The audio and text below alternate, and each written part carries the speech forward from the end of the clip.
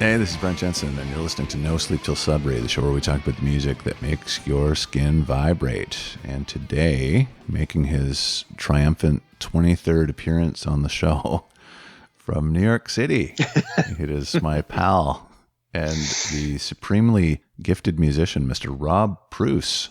Rob, what do you have to say for yourself? Well, is this number 23 or is this number 24? I can't remember now because it just feels like... Every time we do it, it's like the first time again. Oh, sweet talker.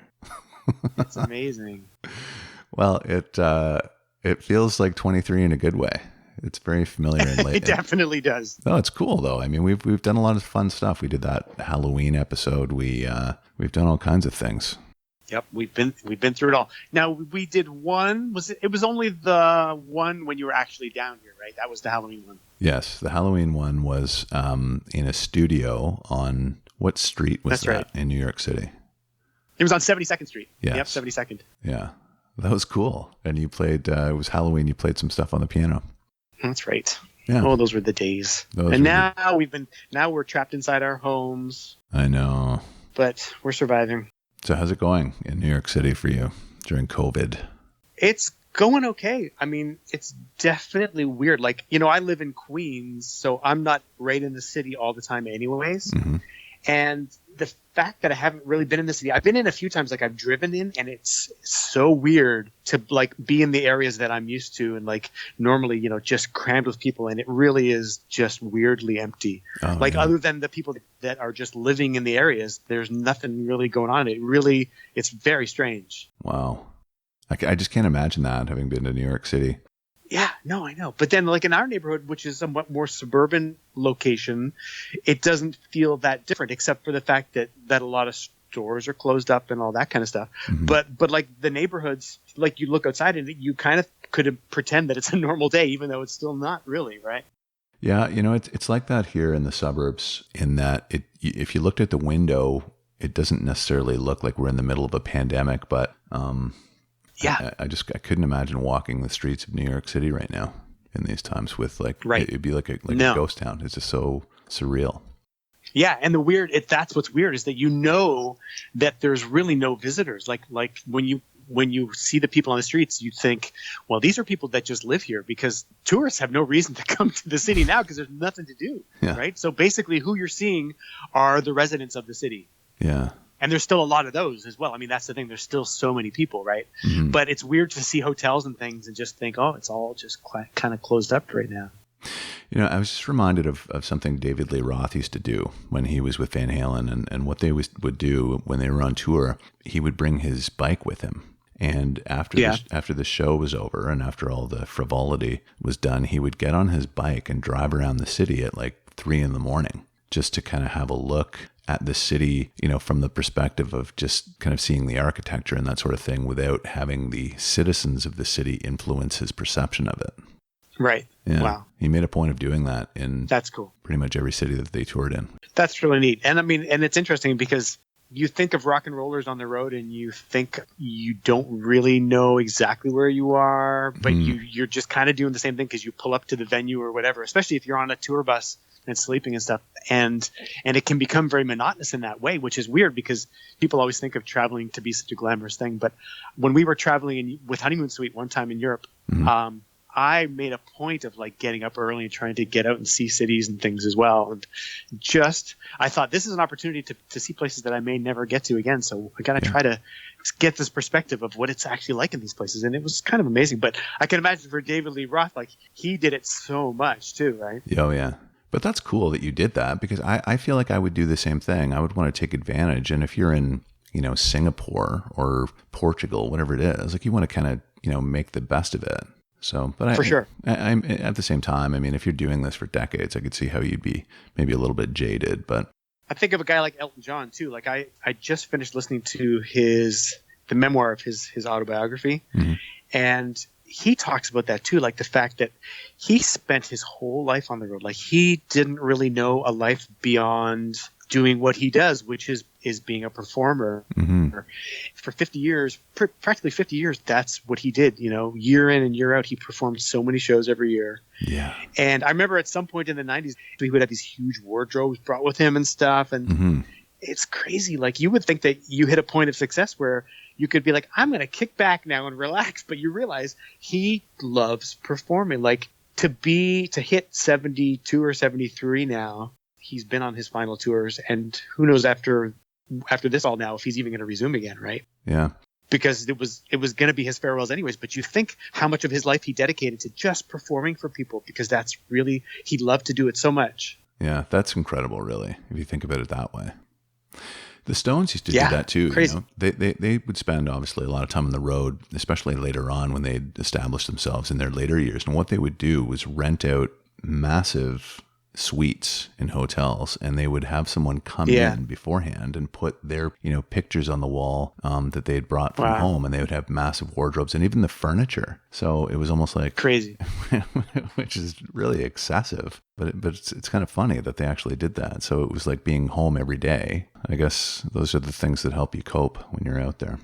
Right. And then conversely, here we are stuck at home, and everybody's trying to figure out ways to get out, to give of themselves while they're in their living rooms or whatever. And that feels so strange too, because it feels like we're connected, but we're not connected at the same time. Like, there's so many more live stream events happening now, and people trying to find ways to do the thing that they do. But part of what makes the magic of creating music and listening to music and experiencing music has always been that connection, like face to face almost, right? You know what's almost ironic about that, Rob? I almost feel like I see performers more now because there's so much. It's a crowded space online for FB Live and stuff like that, right? I don't know. Before, like, I feel like I'm seeing artists more now during this pandemic than I had previous to it. It's really true. And it's interesting because I feel like as time goes on and as things, however the world resolves what needs to be resolved with this whole thing, it's going to shift the balance in what we share online and what we get to do in real life. The fact that somebody's going to go live online, it's almost like having live TV, which existed in the 1950s, I guess, in the same way, right? That where we began in the world of programming in that way was television was like beamed into your home, and it was a live show, and like whatever happens, and you make the best of it. And then once we got to the point of being able to record it, people had more opportunities to do editing and do effects and stuff. Yeah. But that initial connection was live as it's happening. And I think that's the thing that people are starting to remember. Oh, this is pretty cool. Yeah. That you're tuned in, even though you're in somebody's living room or whatever. That's not the most exciting sort of venue to have it happening in, but it's better than nothing. It's like watching the Ed Sullivan Show all over again, crowding around right. the TV. Ed from his living room, right? That's right. All right, so you have set up a lovely little Spotify playlist here of your most recent songs for the show, and you called it aptly "No Sleep Till May 20," which I thought was pretty funny. That's today's date. No sleep till today.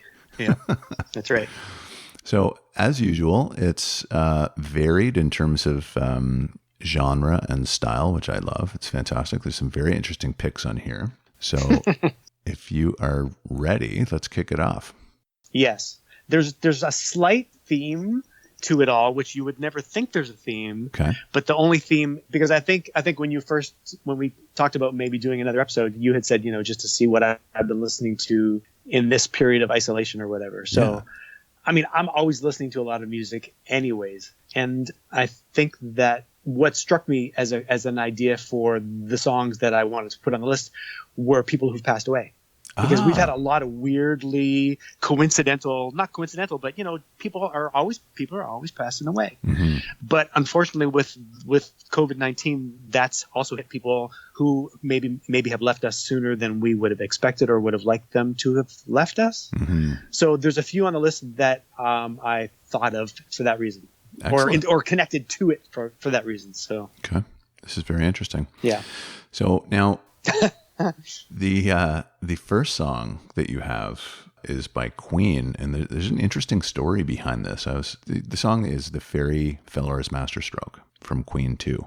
the story goes, it's pretty interesting. I don't know if do you want to tell the story? I'm kind of jumping all over it here. No, you tell me the story. No, I mean, you tell me the story that you know, because I think I know things about it as well, but I'd like to hear it from another perspective. So the thing that I've always thought was really cool about this is Freddie Mercury was very inspired by this painting that was done by this guy named Richard Dadd. He was like an English guy from, I think it was like the 1850s.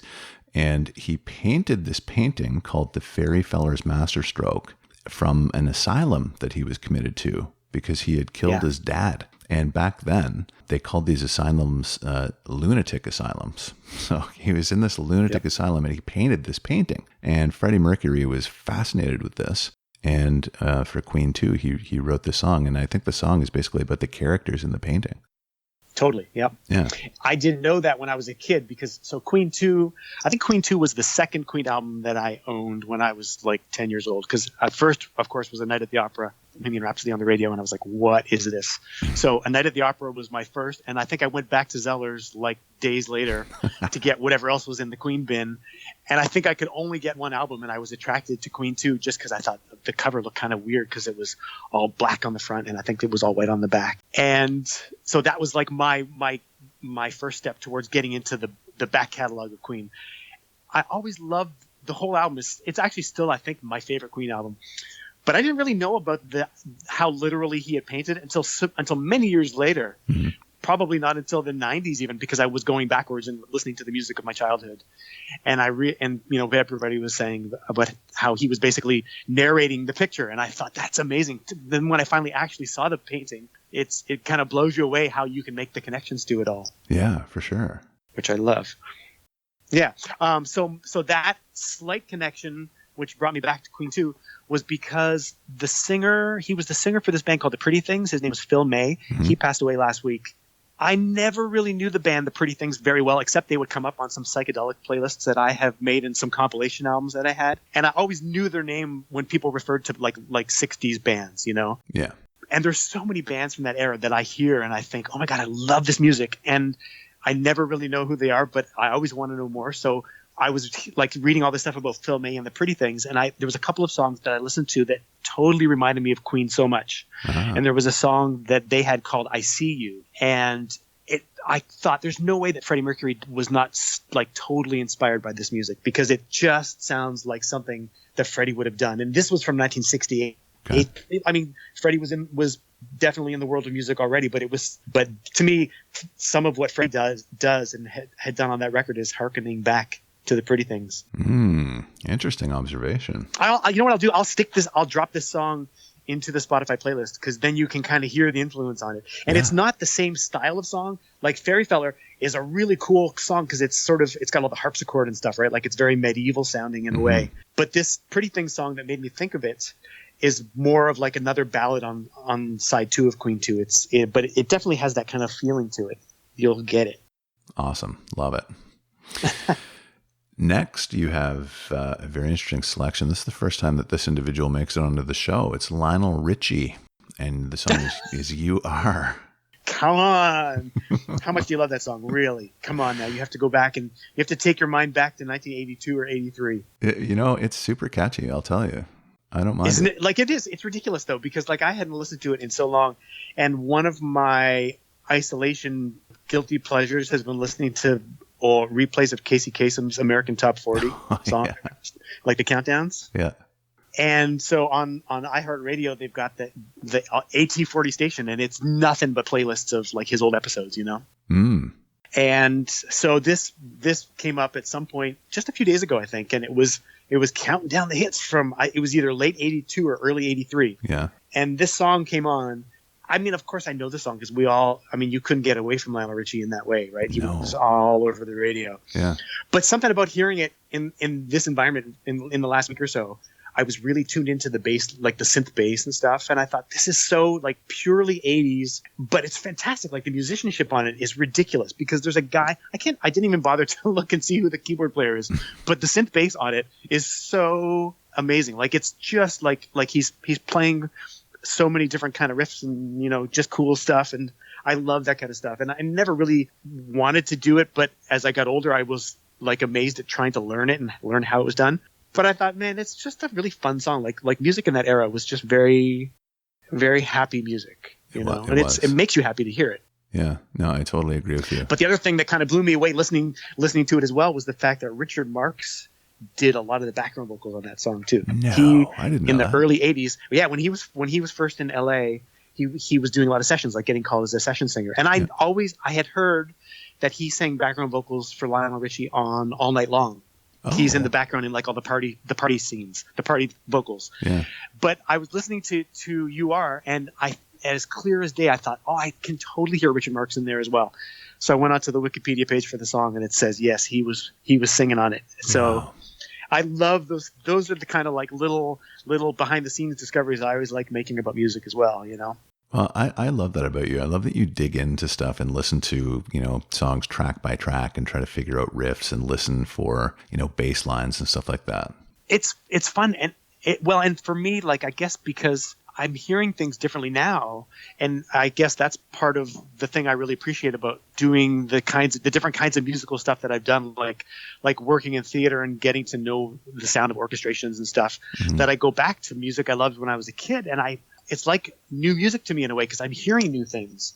I've started to have a theory about American Top 40, the radio show as well. And I think that it's possible that they put their music through some kind of an equalizer, because in those days it was pretty much formatted for AM radio. And I think that AM radio always processed music in a different way. And I love the sound of AM radios. Like, that's one of my favorite things in my life, is to hear songs from my childhood coming through an AM radio, because that's the way I knew the songs, Yeah.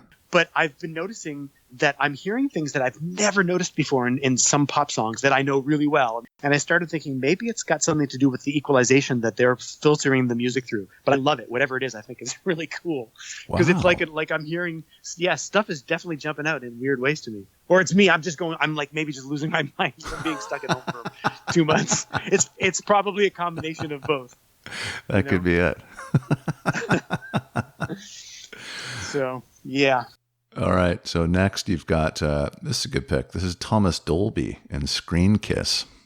Flat Earth came out 1984, and that was his follow-up album to the album where he had She Blinded Me with Science, of course, was the huge hit. Yep. And then the next album that came out, the Flat Earth, had the single from the album was called Hyperactive. Oh, I remember. The video was insane.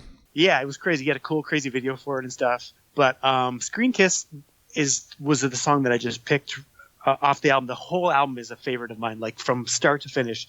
It's one of those things that I just could listen to straight through because it's so beautiful. The production is fantastic. But Thomas's bass player, Matthew Sullivan, passed away from COVID in April, middle of April. And he was 64.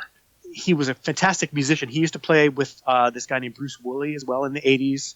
And he did a lot of great session work. He played with David Bowie at Live Aid. But I think I first knew his name from Thomas's first two albums, the first album and then Flat Earth as well. But Screen Kiss has really cool bass work. So I thought this is a song to listen to and remember Matthew Sullivan through Thomas Dolby. Awesome. That's cool. Manfred Mann is next and Pretty Flamingo. Did we ever talk about this song before? No, but so what I was thinking when I saw this on your list, so like Springsteen, obviously, Blinded by the Light, Manfred Mann wrote that, Springsteen covered it, and I think that Springsteen covered Pretty Flamingo too. Is that right? He absolutely did. Yeah. So here's the Pretty Flamingo story: is that this friend of mine from New York City, Mark Barkin, wrote that song, Pretty Flamingo. Wow. And Mark passed away last week at the age of 85. Oh. And he was in the hospital. He had an illness. He didn't pass away from COVID, but he passed away unfortunately from being in a hospital, and he had a fall and stuff. But I first met him 6 months after I moved to New York. So I met him in early 2002. We might have talked about him at some point in one of our 23 other conversations, because Mark also wrote the theme for the Banana Splits TV show. Oh, then we did. And that was the first melody I ever played on a piano when I was 5 years old. Yeah. So when I actually met Mark and I realized that he had written that music, and I said, "Oh my God, you wrote the first thing I ever played on a piano." It was the weirdest thing to me in that way, That's cool. So he began as a songwriter in the late 50s and into the 60s. He was like a classic songwriter who worked at this place in New York called the Brill Building, which yeah. is where, right, that's like when you hear the stories of all the songwriters like Carole King and everybody writing the hits, it was like the hit factory, right? That's right. Mark was a songwriter at the Brill Building, and he had songs covered by so many people, but Pretty Flamingo was his first actual number one. Man for Man had it as a number one in England in 1966, and then Springsteen did it many times as a like an encore kind of a song. Mm-hmm. Rod Stewart recorded it on his album A Night on the Town. That's right, in '76. Yeah, which was the same album that had Tonight's the Night. Yeah. And it was covered by like so many people. If you go on to Spotify and type in Pretty Flamingo, and you see how many people come up with a song, it's ridiculous.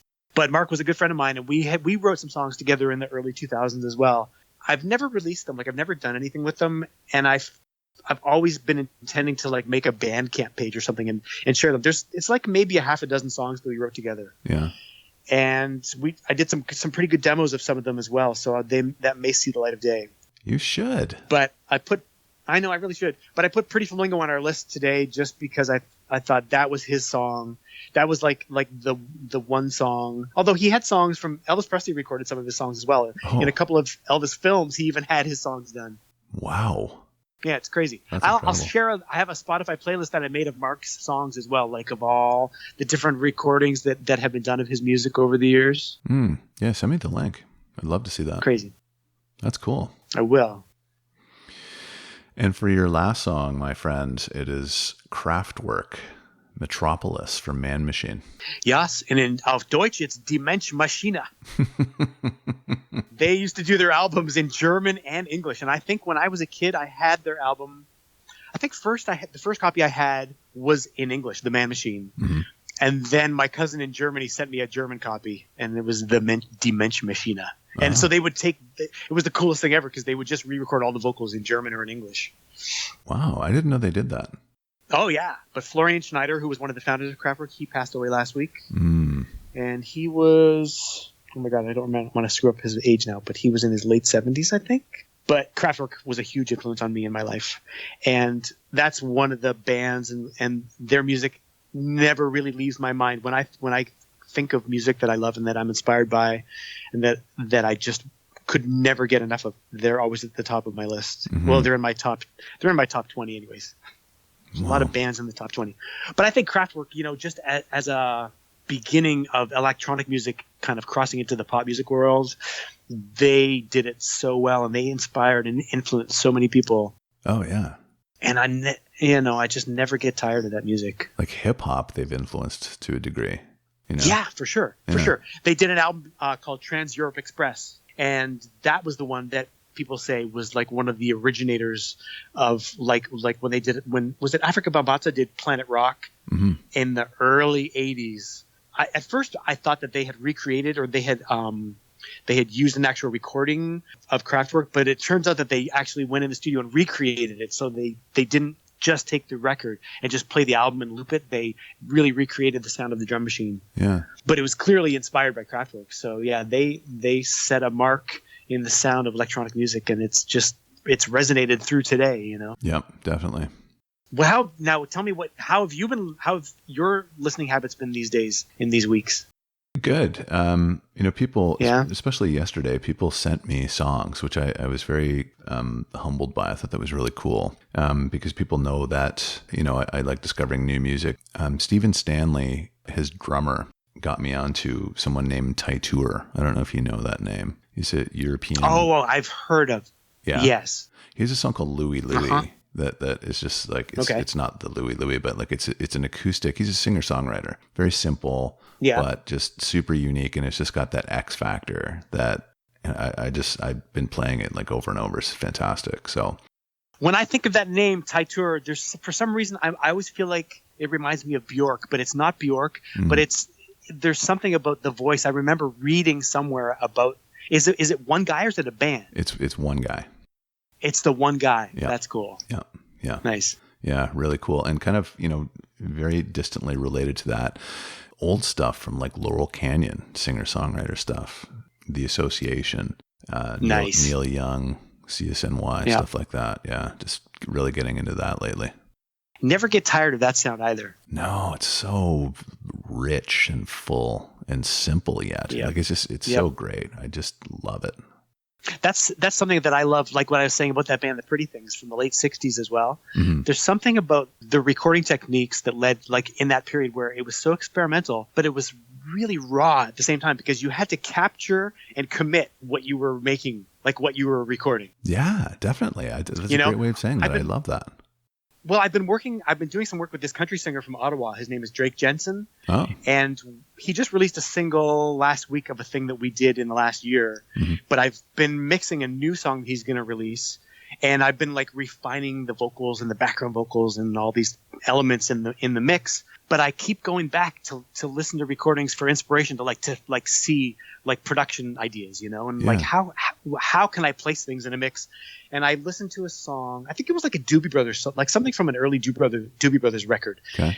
And it struck me that we have all this technology now. Like we can go in and you can grab a millisecond of something and you can isolate it. You can turn it up or down and you can retune it and you can do stuff to it. Oh, yeah. But in those days, you had to say, we're going to go in the studio. We're going to make up these harmonies. We're going to hit record. We might do a couple takes, but we're not going to do any fancy editing because there's no fancy editing to be done. Yeah. You're cutting tape, man.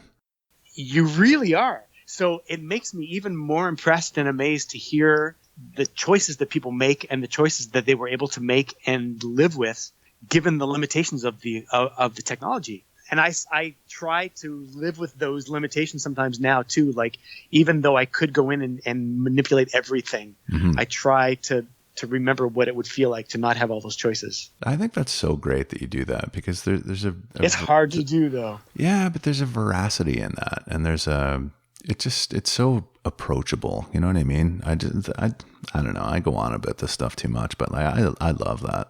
I think that's great that you do that. Oh, I do too. Well, and I mean, I learned that from working with producers as well, where for me as a keyboard player and as like a synth player, it's so easy to try 20 different ideas and say, well, we'll blend them all together. And like it's almost too easy for me to do that.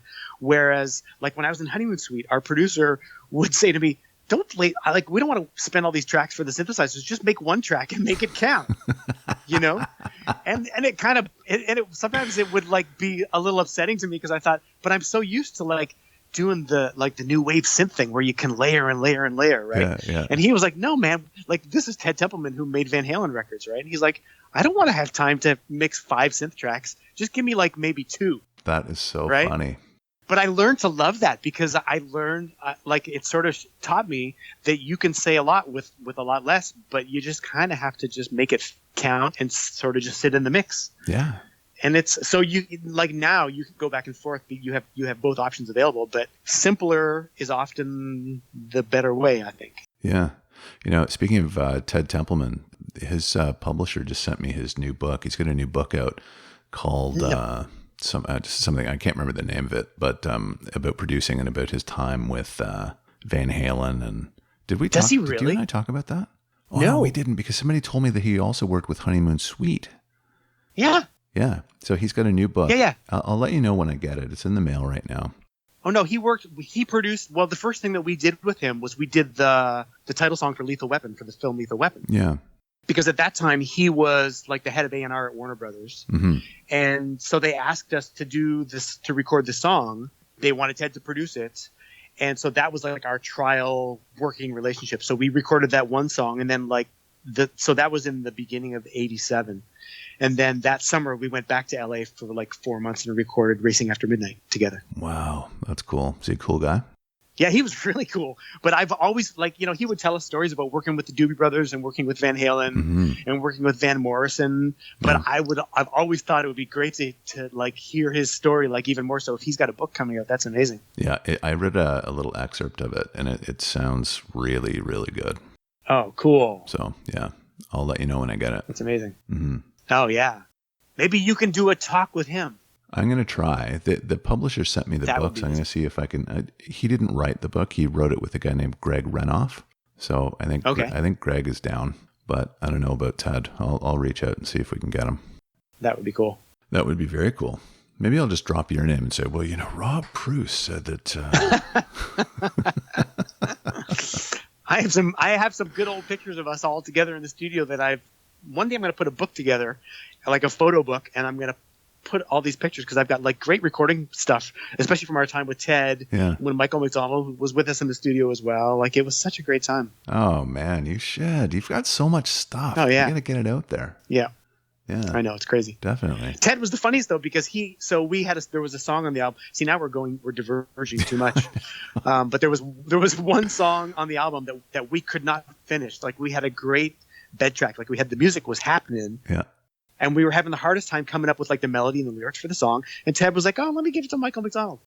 And so Michael McDonald ended up co-writing the song with us. Oh, wow. And he sang background harmonies. Speaking of a guy coming in to sing harmonies, he's singing on one of the songs on the album as well, because he wrote the melody and the lyrics for the song. But the day that he came in the studio to show us what he was working on, it was so cool and weird, because we were in the control room playing the track, and he was sitting right beside me and like sort of singing us his ideas. Wow. And it was just weird because it was Michael McDonald like just singing in my ear. Sounded like him, It was bizarre, yeah. You got a lot of stuff to get out there, man. You have a book in you. You should do a book of your own. I have so many ideas for how to do it, and I keep on saying it's been an endless thing, like trying to come up with like an ultimate way to do it. Like, there's photos I want to incorporate and music, and I don't know, all the stories, but it'll get there. Good. It should. If I can help you with that in any way, then let me know. All right, man. Thank you so much. As usual, I enjoyed our chat. I enjoyed it as usual as well. And I'm going to add some music into that Spotify playlist as well. Yeah, do it. Throw some stuff in there. I'll make that a thing that anybody could listen to. Okay. And I'll promote it too. Cool. Awesome. Thanks, brother. You're welcome, Brant. Stay safe in New York City during these times. One of these days, we'll see each other in real life again. We will. I look forward to that day. It'll come. Don't worry. I know. Me too. Yep. Soon enough. All right, my man. Thank you so much. Talk to you. All right. I'll talk to you later. All right. This has been No Sleep Till Sudbury with Brent Jensen and my very special guest, Mr. Rob Preuss. Till next time, folks. Take good care. Brent Jensen is the best-selling author of No Sleep Till Sudbury, Leftover People, and All My Favorite People Are Broken. All titles available in stores and on Amazon worldwide.